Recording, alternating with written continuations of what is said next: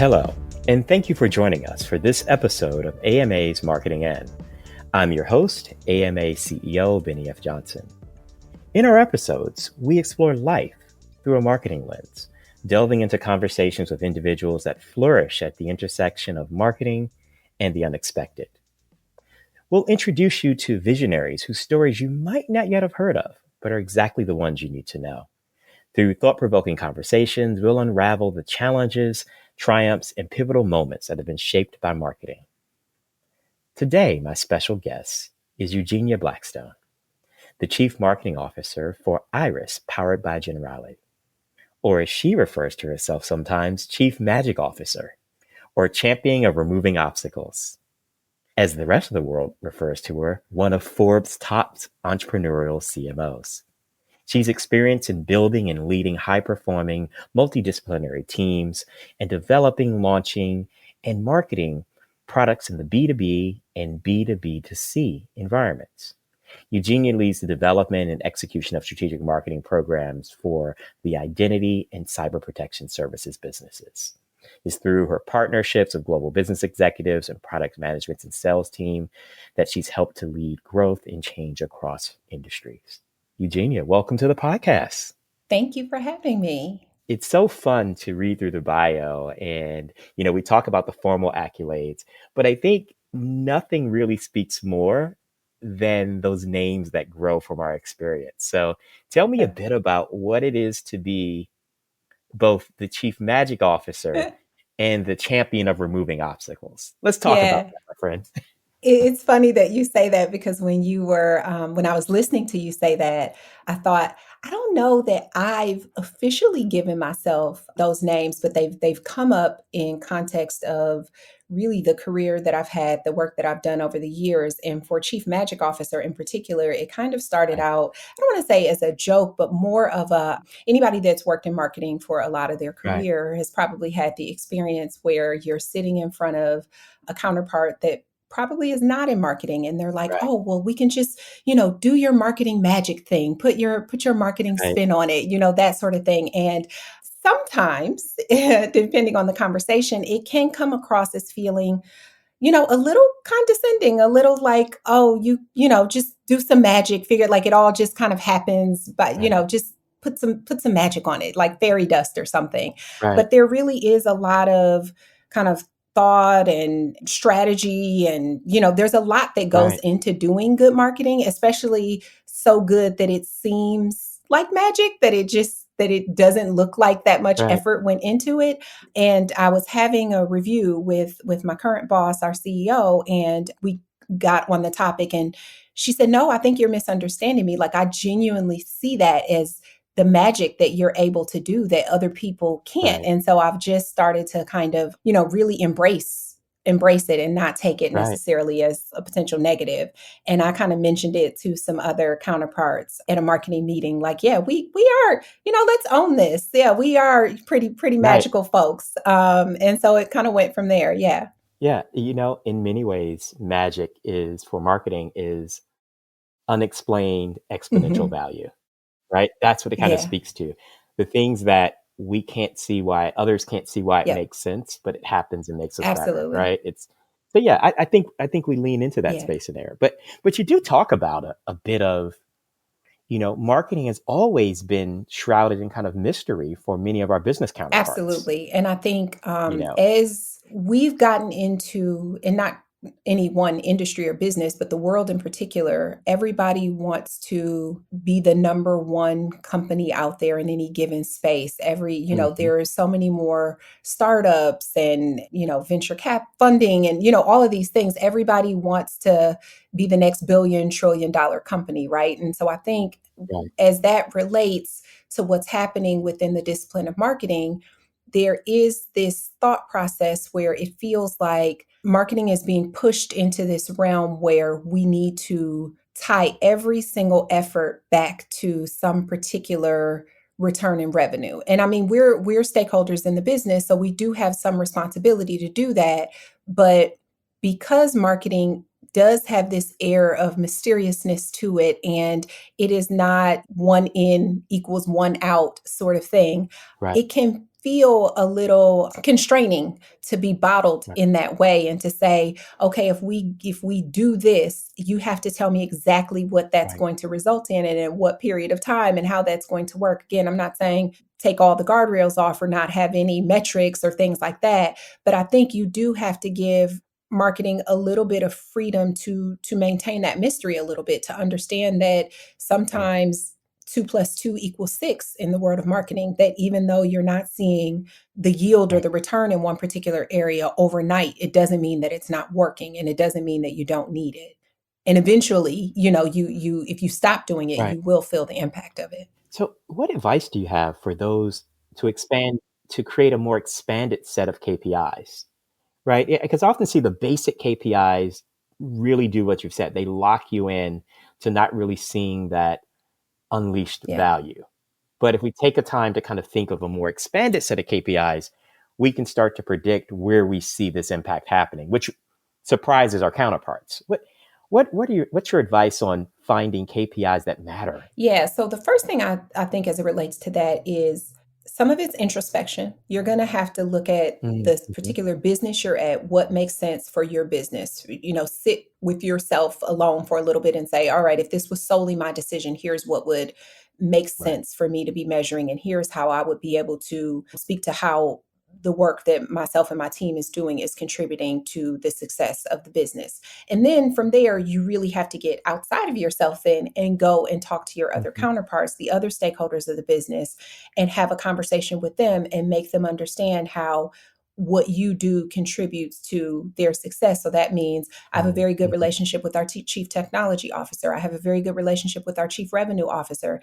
And I think because I'm having these conversations with them on a very regular basis, we're able to really come to a place where Mm-hmm. we're all in agreement on, hey, I can't say with certainty that this particular thing that marketing did brought Right. us X dollars, but I can tell you we closed 6 deals last month where we had to pull out that particular piece of information, or we had to, or having that shut down a hurdle to a conversation to keep a deal from being done. Right. Those sorts of things need to be articulated. And I think if you don't have those relationships with those other stakeholders, there isn't Right. another person speaking up for marketing, almost validating, no, we do Right. need that helps me, that made my job 10 times easier, and because I was able to close that Right. deal, I can now move on to the next and close the next deal, and so on and Right. so forth. So I think a lot of it is really just about being able to have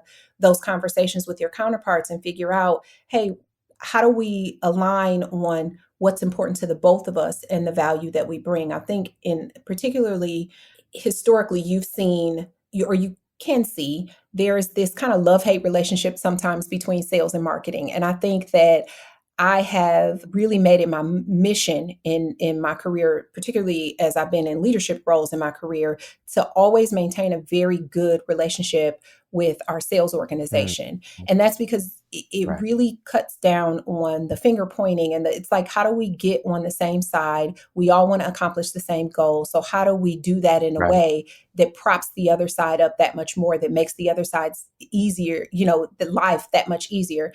And I'm not going to say that it doesn't come without its challenges, because very recently I had a conversation where sales brought back some feedback to marketing, and my team wasn't necessarily delighted to hear it, because it meant we were Right. going to need to change some things and rework some things. But ultimately, I think I was able to articulate to them, hey, no, this is what we want. We really do. This means we have a healthy Right. organization that they feel comfortable enough to come back to us and say, hey, I know we thought this was going to work, or we thought this made sense, but I'm actually out here Right. talking to people and it's not hitting like we thought it was going to hit. Like, we need to, Right. change Right. direction, course correct here. Right. And to me, that's the best you can ask for. You can't, if you're not, Right. you have to take risks. You have to try things. If you're not trying things, you're never, you're not going to advance. That's how things get better. That's how you have growth. And usually transformative growth comes from those risks, Right. right? But you have to be willing to get what comes back on the other side of that risk, which is feedback that you don't always like. And so how you receive that is what keeps a healthy Right. relationship between marketing and the other parts of the organization. So really coming back to where we started, figuring out how to align those KPIs, conversations. You really have to be in a place Yeah. where you can communicate. And that means listening is, more importantly, listening than talking, Mm. and getting the feedback. So, the other part of your extended title outside of Chief Marketing Officer was Champion of Removing Obstacles. And that's really provocative for our conversation, both in metaphor and in practice. So talk a bit about building the relationships across your executive table as one. I definitely can hear that Yeah. in the voice. Talk about the other spaces where you as a leader and you as a marketing leader help to remove obstacles in the work that you say.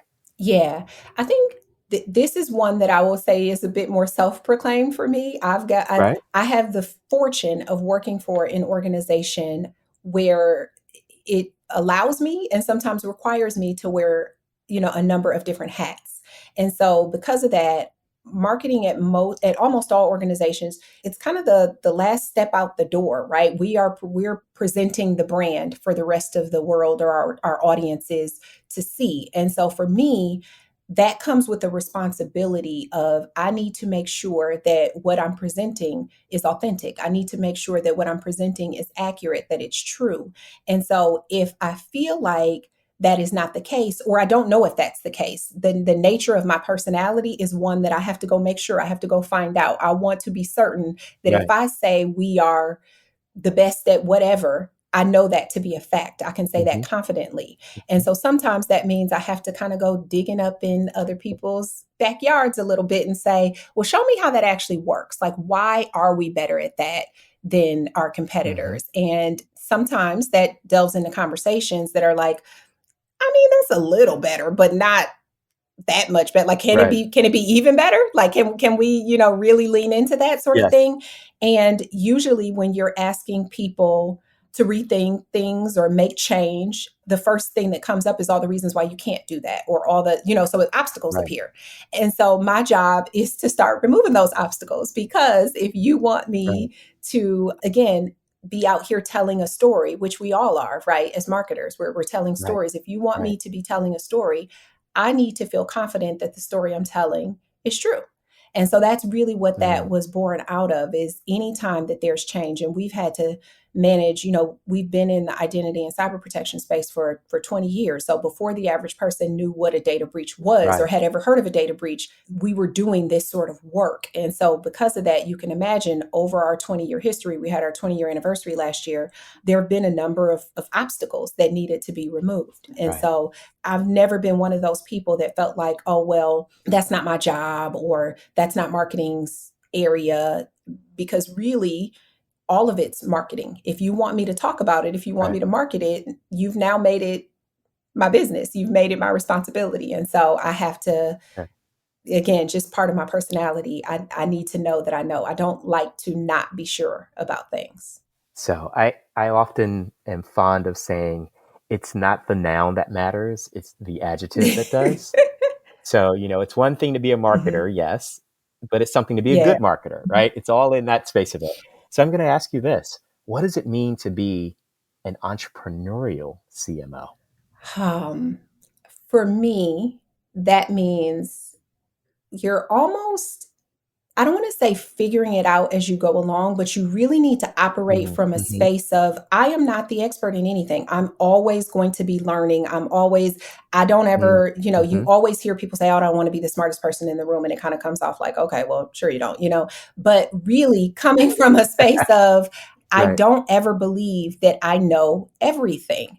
And I don't, Right. when you operate like that, it keeps you entrepreneurial in the sense that there is constant room for improvement. And I think when you look at a lot Right. of what people traditionally think of entrepreneurial upstarts, I'm starting my own business.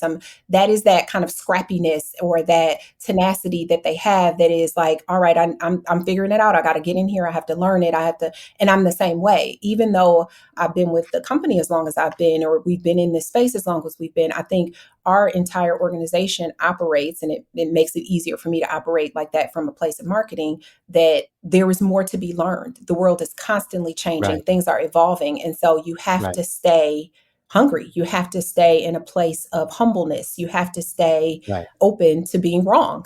To me, that's Right. entrepreneurial, is saying, I don't know it all, so I'm going to need to go and figure it out. And no one's going to come and just kind of hand me the answers. There's not going to be a playbook Mm-hmm. for, how we do this. And experience is helpful. I mean, experience is absolutely a good teacher, Right. but I think to solely rely on that will leave you some blind spots. So what are the lessons you take from market to market? Because you're truly in a global Mhm. space in which the regimes around identity and privacy are different. And I think you do work in 100 plus Yeah. countries Yep. right now. How do you keep the lessons learning across corner of the Yeah. world, across privacy regime, across, technical standards? How do you keep the learning Yeah. alive? I think a lot of it, again, goes back to what I said earlier about relationships. It's really forming a lot of Mm-hmm. good relationships and knowing, again, that you don't know everything. So you need to be able to know who to go to tap into to find out things.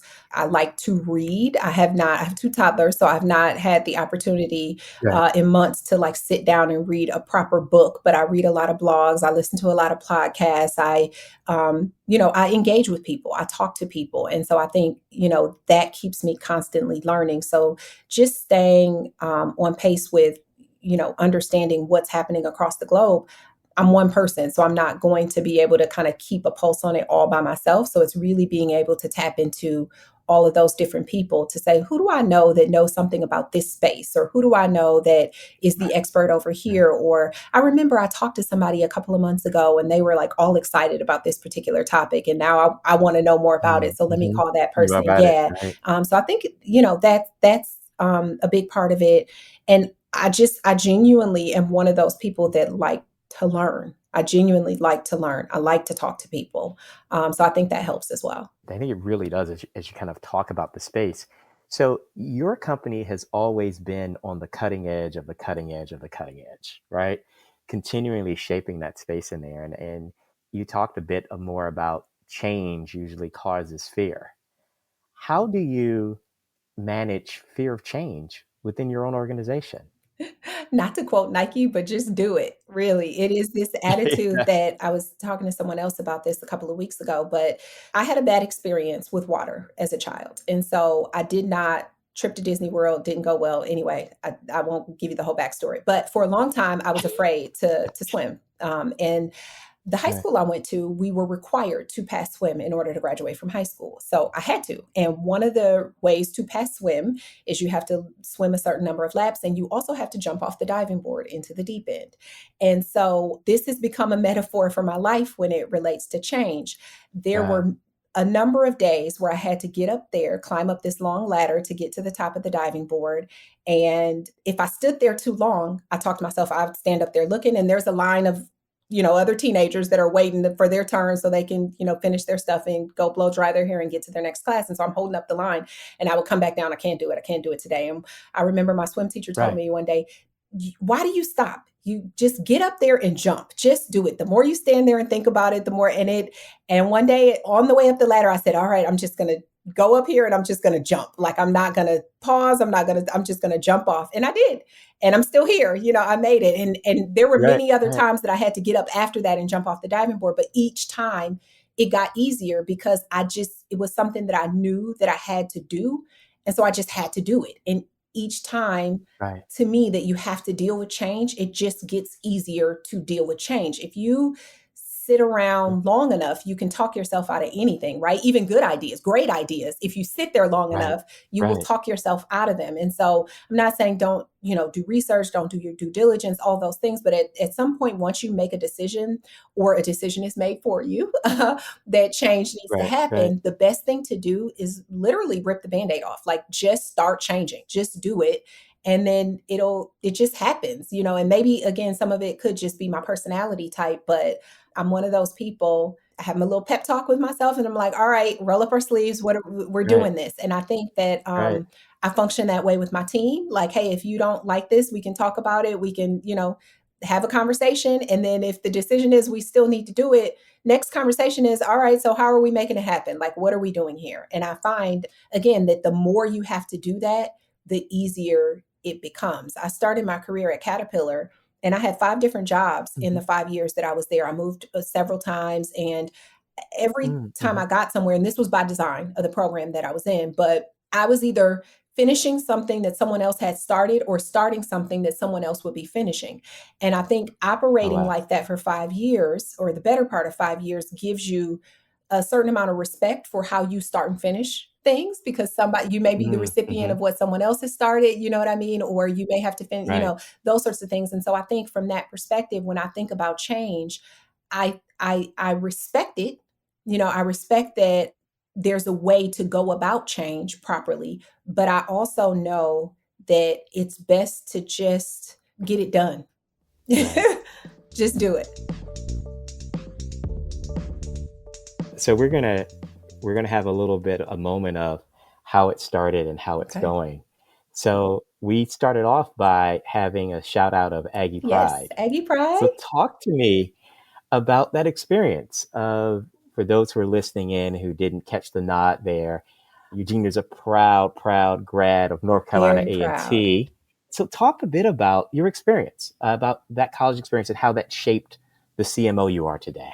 Oh my gosh. So to really explain this, and I normally this would not otherwise come up, but it is really important to the story. I got skipped twice when I was younger. And so when I left to go Mm, to college, I was 16 years old. I was barely 16 years old. And my mother did not want to let me go away to college. My dad's mom was very integral in her letting me leave. So I actually didn't start at A&T. I started at Alcorn. Big shout out to Alcorn as well. But I had some okay. family friends that went to Alcorn. And so my mom, the only way she would let me leave is if I went somewhere where I knew someone. And I knew I wanted to go to A&T. I had went on a Black college tour. I knew A&T was where I wanted to be, but she was not going to let me go. And so I left going to Alcorn knowing I was transferring. And that's exactly what I did. But God definitely helped along the way. The secretary for my honors advisor at Alcorn knew the dean of the business department, Dr. Dean Craig. God rest his soul. He recently passed away. But in connected me with him, and he became like a second father to me and really kind of shepherded me on Mm, making my way from Mississippi over to North Carolina to A&T. And every counselor, instructor, professor, everybody that I encountered at A&T really impacted the marketer that I am today. They prepared me for mm, how to conduct myself, for how to shake off imposter syndrome, how to, so many right, different, there are things. I'm sitting in meetings sometimes today and a little thing will happen and it'll make me chuckle because a professor will have, said, be careful for this, or this thing will right. happen, or things like that. And I think for me, I needed to see, I grew up originally in Milwaukee, Wisconsin, and I needed to be in an environment where I saw a lot of educated, successful, interesting Black Mm, people, mhm. that really just cared about nurturing into other people. And I can't even, it's hard. I'm never at a loss for words, but it's almost hard for me to articulate how much that I wouldn't trade it for the world. It really, really shaped who I am from a professionalism standpoint. But I think more internally, the confidence that I have Right, in myself, the ability to step into a room and know that I belong there because I'm prepared and I'm destined to be there, and all of those things that really come from just a God-given place. But as a young Black girl, you may not be able to recognize that unless someone else has pointed it out into you. And I had a professor that I was close with as well. She's passed, Dr. Reagan's, that was key in kind of my maturation during those years as mm, well. And, mhm. and it really was the people that poured into me and said, I see so much talent in you. I see greatness in you. My mom actually got laid off my junior year, and I didn't think I was going to be able to come back. And Dean Craig was like, no, no, no, no, no. You will be back. You are going to finish. Right, You're going to get a job. right, You're going to, all these things. He really made me recognize just that I was destined to really go out and accomplish every dream that I had for myself. right, Yeah, I right, know that those are not like super specific things, but I think it really is just, it warms my heart to even think about it, because I don't even know how to articulate. I was supposed to be at A&T. I'm absolutely certain of that. right. But these are the things that it's powerful to even think about Yeah. articulating and taking you back, that prepare you for where you are, and having mentors around us that can see into the Yeah. future, that see Can't things that see. we can't see in Yep. ourselves. You know, I was going to say one other thing. If I think about how it's impacted me the most career wise, actually, I don't know Right. that it's necessarily been in the discipline of marketing per se, but I can say it has had Hmm. a huge impact on the way that I build teams and then on the way that I manage teams. Mm. Because Hmm. I am looking at from junior level people on my team to senior level people on my team, understanding that most of us spend more time at our professions than we do with our own families. And me Right. as a leader of a team, I have a responsibility to that entire person. And their goals and Right. desires and hopes and dreams, is kind of Pollyanna-ish as that sounds, but to all of those things, not just the work that they come in and do every day. And I think Right. because I manage in that way, because I lead in that way, my team has, a long tenure. I have very low turnover on my team. They tell me they're happy. So I'd like to think that they're very happy. I'm Right. very happy with them. And I think it's really yielded better marketing for the organization as well, because Right. we have a level of kind of trust, transparency, because of the way that I'm able to kind of build and nurture and manage that team. And I don't mean nurture from a mothering perspective, but nurture in the sense of how do I figure out what the individual needs and also align that with what the Right. team and what the business needs. Well, I think it's powerful even when we expand our Mhm. language, right? So nurture really also means to Mhm. protect, to steward, to Yeah, invest in. These are all the things you do to help strengthen and protect your talent. And the data has always shown engaged perform teams better. are higher Mhm. performing in teams. Right. And so if we talk about those measures, those key performance measures that extend Yep. beyond the work Mhm. that we do, I think it's incredible. And I'm going to still tag that with marketing. It's leadership Absolutely. and development, but it's marketing. So I'm going to ask you a bit of this to lean into this superpower that you kind of alluded to. Talk about the role of preparation in the work you do, because we talk a bit about that early experience and teaching you the value of preparation. But as you lead in these globally dynamic, change focused space, talk about what it means to be Yeah. prepared as a leader and as Yeah. a team member. So I think what it means to be prepared has honestly evolved for me over my career. I would say as a much younger person in Mm-hmm. my career, being prepared meant to anytime I started a new job or a new role, I literally looked at it like school. Like I poured over it. I read everything. Mm-hmm. When I first started out at this organization for a long time, my job was writing our RFP responses. And I say there's no better way to learn about a company than to read RFPs. And it is Right. not the most exciting read, but you will know the ins and outs if you read a comprehensive RFP response from a company. And so I would say preparedness Right. for me initially was a lot about really just knowing all of the information. If we were having a meeting on something, Right. I was, trying to find out every shred of information about whatever that topic was before the meeting. I think as you advance through an organization, though, or, particularly into leadership roles, you literally just don't have the time to do that in that way Mm-hmm. anymore. So for me, being prepared now is a lot more about understanding what is the key information here that I need to know, being able to know what to Right. delegate, again, empowering my team and being able to lean into them and say, all right, what's top? What's paramount here? What things do we absolutely Right. kind of need to know? And what things can kind Right. of go by the wayside?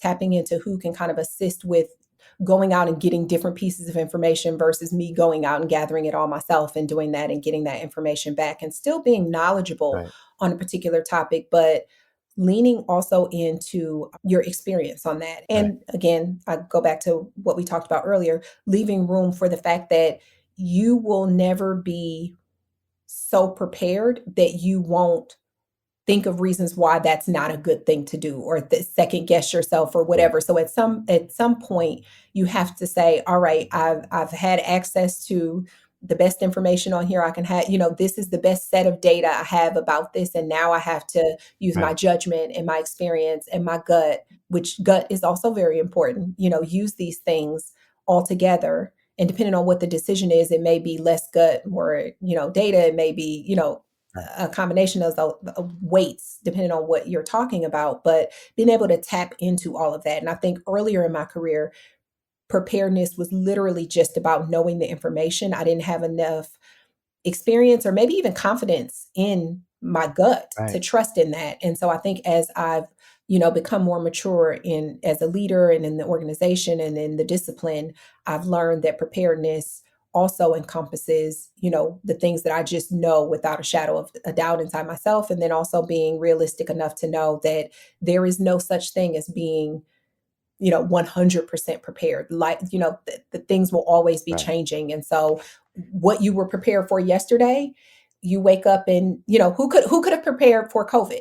You know what I mean? Things like there's Right. always going to be a Right. thing where you're like, we had no clue, like we could have never seen that coming. And so the best you can do Right. is stay nimble, be open to change, Right. I think Right. preparedness, that kind of actually is a good point there, that a lot of preparedness now is about understanding that you're never prepared enough. And so you have to be open Right. to seeing where, this takes you, and how do you stay on your feet Great. and stay nimble with that. So I'm going to ask you that question because you've had about 5 to 6 reps now as being the chief marketing officer. So you've gone through the beginning of the year cycle, your Mhm. first year, your second year, as we go and do the math, you're going into your 6th year. What are the areas you're looking through that may cause the most disruption for B2B and B2B2C marketers this upcoming Yeah. year? What? It's funny because in marketing, you can easily get like shiny object syndrome. There's Right. always Right. something new. I mean, you could go back to the Madman days, and then there's the advent of television, and then there's, social media if you Mm-hmm. fast forward, and now we got AI. And that's just kind of like generally, if you start to look within particular industries, Mm-hmm.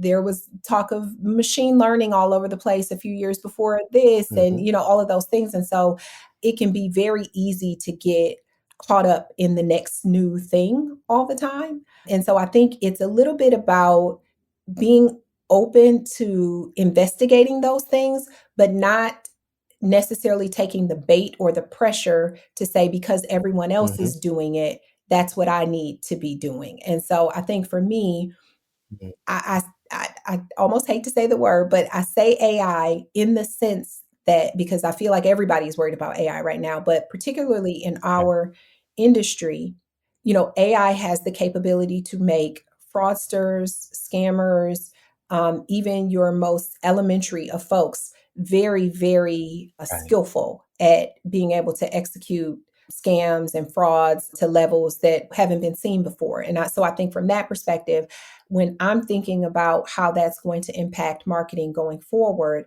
I have to think not only as the marketer marketing the services and tools that we provide, but also how that's going to impact the people on the other end of those services and tools that we provide. So, we think a lot about how do we also make these services and these tools easy for people to use. It's one thing to tell a person, yes, I can provide something that will help protect you from X, Y, and Z. But if you have to take 55 steps before you can activate it, or you have to, take 55 steps to log into it every time before you can actually get it to start working, who's really going to use that? So we think a lot about accessibility, what the average person's real life looks like, and how do they Mm-hmm. incorporate our Mm-hmm. services and products in a way that is easy for them, that feels natural to them, that feels automatic for them, so that they actually use it and help to protect themselves. So when I think about how these things relate to marketing, I'm really looking at it from that angle, honestly, more than I am thinking about what job potentially is AI going to take from a marketer on my team or something like that, or from the discipline. Again, I think there are lots of great uses for AI, but I know that there are potentially going to be some negative impacts to it as well, particularly in this, again, the space that I work in. And so we need to be mindful of that and help to educate Right. consumers and our clients and their customers about what we're doing to help in that area. Wow. Thinking about what's next and what's now in that space. You talked a bit about your space really deals with identity and cybersecurity and scam space. I remiss if we didn't talk about how, we're always looking at the customer first, but scammers are also looking at the customer first Hmm. too, and how they've evolved and kind of masked some of our Yeah. marketing practices. Mhm. How do you take that insight from being a really good marketer in today's world to using that to help your company protect others against that? Yeah. like seeing some of the techniques that we've perfected as marketers, now see scammers Adopting it. adopt Yeah. it. I think the first thing that I keep in mind is one of the things that when I'm talking with people about the risks associated, one of the things that I Mm-hmm. say now always is there used to be a saying, trust but verify, and I say verify then Right. trust is kind of the area we're It, in now because of the way how sophisticated things have gotten. And so I think from that perspective, I have to understand that it's natural because I'm teaching consumers to be wary and to be, mm-hmm. mistrustful to a degree.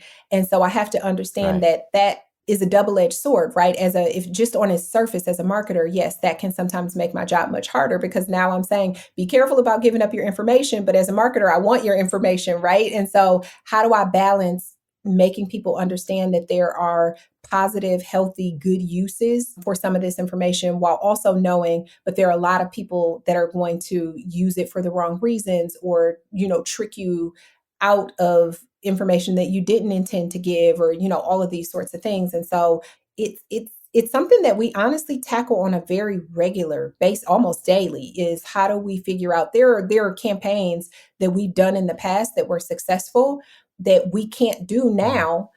We Yeah, you can't do can't today. do Right. today. And so I think, yeah, it's something that we encounter. And there's as a person or a employee in the identity and cyber protection space, that actually makes me really proud. Like, oh, we can't do that. Right. That makes me, happy that we've gotten to that place. Right.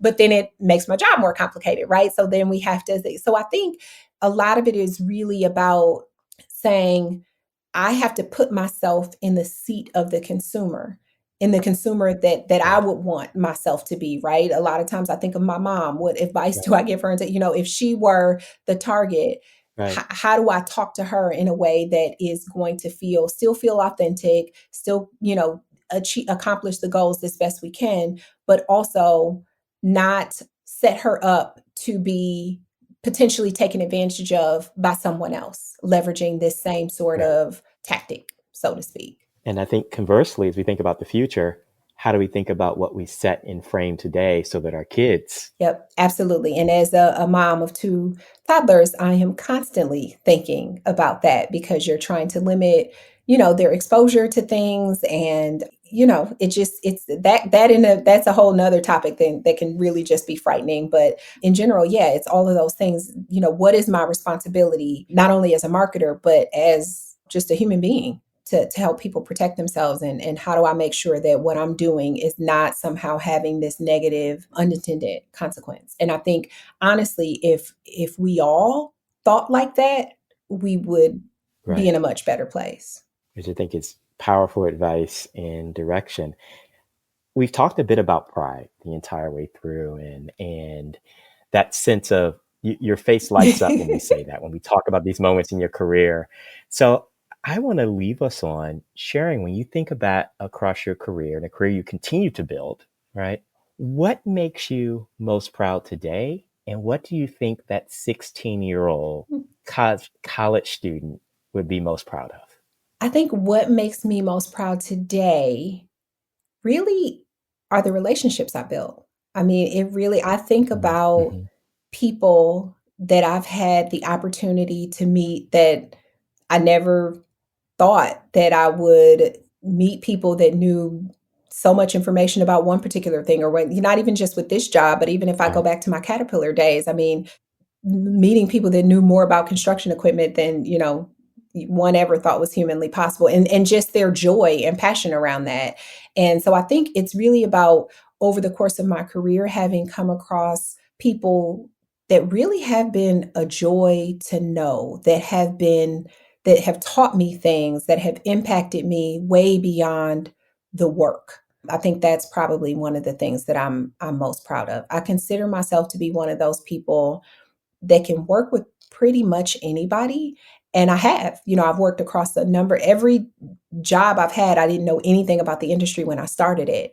And so Right. I think approaching work with that openness and desire to learn really allows you to come across some really, really cool people. I think that's a great way.